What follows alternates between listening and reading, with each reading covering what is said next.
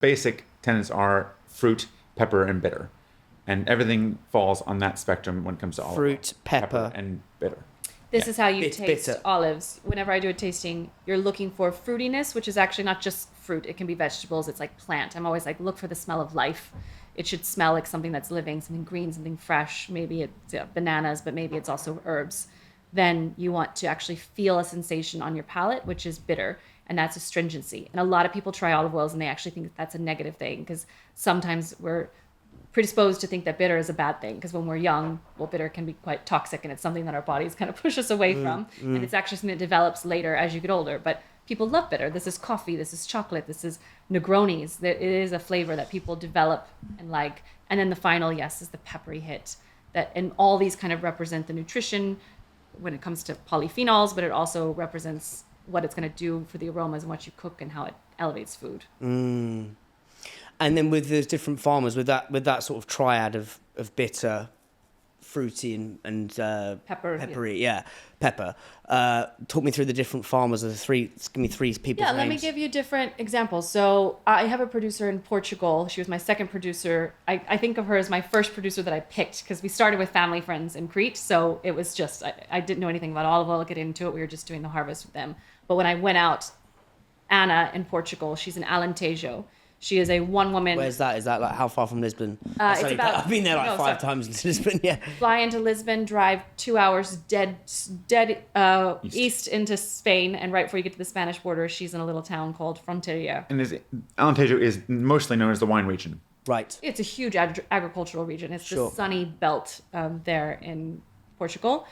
She is working with a variety that, more often than not, it's a very difficult variety to work with. It turns bad quite quickly on the tree. Like, it will start to ripen really early. But she's making so many specific decisions and timing, and the land there, because of the drought, is also, they have really extreme droughts in the summer, really extreme heat, lots of sunshine, loads of sunshine. It's actually stressing the trees quite a bit. And when the trees are stressed, you get higher polyphenols. Now, polyphenols, as you probably know from the food space, are these like antioxidants. Well, polyphenols, yeah. Well, I say that because they're becoming so trendy, which is weird because they've always been there. Polyphenols are these like antioxidant compounds that exist in loads of plants and things that we eat all the time, but there's different levels and there's different types. This isn't accurate, some scientists is going to get really off, but I think of it like vitamins, because there's different, vitamin C, vitamin E, so people need different things, and polyphenols are a category like this. Some address anti-inflammatory. Like oleocanthal is one of the more common polyphenols, but there are many different types of polyphenols. It's one of the it's only exists in extra virgin olive oil. So there's some really powerful ones that are known in olive oil. So I guess just taking a step back on that, now that I've taken us on a nutrition tangent, is we're going to jump around all over the shop. Yeah, it's a good. Extra virgin olive oil is the magic of it. The reason it has been celebrated as this health food and superfood going back forever is because of these polyphenols, this magical mix of antioxidant boosting, anti-inflammatory properties that exist in it. That while there are polyphenols in coffee and in wine and in tea and in chocolate and other things, like especially dark chocolate, extra virgin olive oil has a very specific dose, and some of them only exist in it and have been really well researched over decades with proven health benefits. So this is why when I first started the business and rocked up at Selfridges as one of our first listings doing my in-store sampling, people were coming up telling me, I don't know anything about olive oil, but my doctor has told me I need to start having extra virgin olive oil.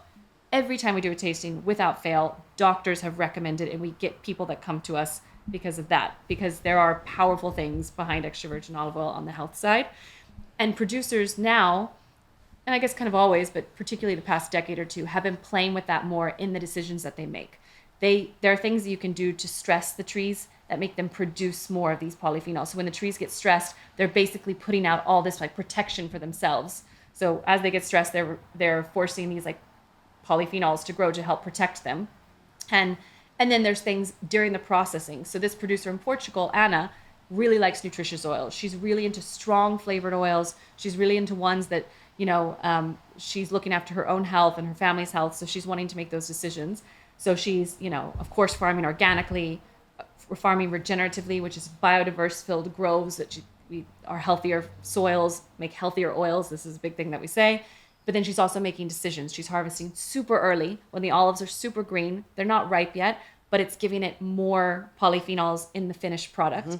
And then she's milling in a way, very strategically, in a very quick way, to basically crush that fruit as soon as possible, extract the juice of it, and get that through. And the faster you do all this and the timing and the decisions you make will give you a higher grade of olive oil. It's the difference between someone taking you take an apple that's all banged up and bruised and squeeze it for juice versus one that's like fresh, gorgeous. You're having rotten fruit juice versus having something. And that time from plucking the olive off the tree to it becoming oil, the shorter that time, the higher quality oil you can have. Yes. And how does it become? Clock starts. Yeah. How does it become olive oil? So you get an olive off a tree. Yep. Or bush. Yeah. It's become a tree. Yeah. Hopefully it's a tree. What happens? Well, like Michael said, you're getting off the tree and you're taking it to the mill. Now, what happens at the mill, and you're wanting to get it there as soon as possible, when it gets to the mill, it goes through kind of a sifting to remove leaves, stems, that sort of thing. So you're just left with the fruit. Then it goes through a wash. Is it fruit, an olive? Yes, so the olive is a stone fruit, much like a plum, cherry. It's in that same family. Wow. Yeah, so... Yeah, because I always thought it was kind of uncategorizable. I wouldn't have said it's... Because I know It's not tomatoes... a vegetable. Yeah. Is it but it vegetable? tastes like it. Yeah. I'm like, because tomatoes are fruit, isn't it? Yes, yeah. Yeah. So that was my sort of... That's not my sort of party trick. That's If you being a learn shit something- party trick saying, oh, by the way, mate, tomatoes are fruit. But yeah, I was always thinking when I was eating olives, I was like, is this a vegetable? Or like, what the fuck is this? But yeah, it's a Tastes fruit. like it. Yeah, like an avocado. It's a fruit. It's a stone fruit, which is why we often refer to it as like a fresh fruit juice. And when you put your mind in that context, then Yes. every decision you make, from bottling, from preserving, from making sure you disclose the harvest date and all sorts of things like that really fall into place. Yep. So this fruit, it goes through a little wash. Then it goes through kind of like a crush. So most people no longer use presses because I can get into why those aren't as good anymore. But it crushes the olives. And then it goes through a malaxer, which basically makes it look like an olive paste. So it starts to mix it. You think Making like a tapenade.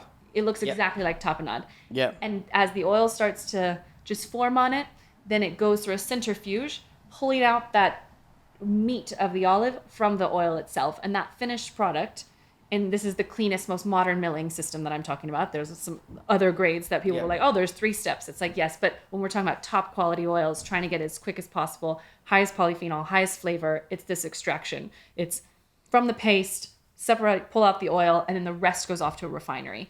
And that refinery is where you get regular olive oil. That goes to a whole separate place. It leaves that mill, goes on to a place that's going to bleach, deodorize, extract, put heat, everything to stretch out more oil. That is a regular olive oil. But what comes out whenever you take that fresh paste and just pull out the oil, that juice, that is virgin oil. And I think the key there is once you've gone through this whole process of taking basically an olive into a tapenade, into a centrifuge and extracting out the oil and getting this virgin olive oil, you can't make Check these. Yeah, keep going, mate. Yeah. It's impossible to make extra virgin olive oil. You make virgin olive oil by making it through this process. But then it actually goes off to a sensory panel. Someone has to actually smell and taste that it has the aromas and flavor of extra virgin olive to be certified as extra virgin. Okay, so it all starts as Virgin. Yeah, so then what so Anyone extra making virgin any oil, olive if oil it in the goes world past the sort of the through taste. this cold extraction method, what you're getting at the end of it is a virgin olive oil.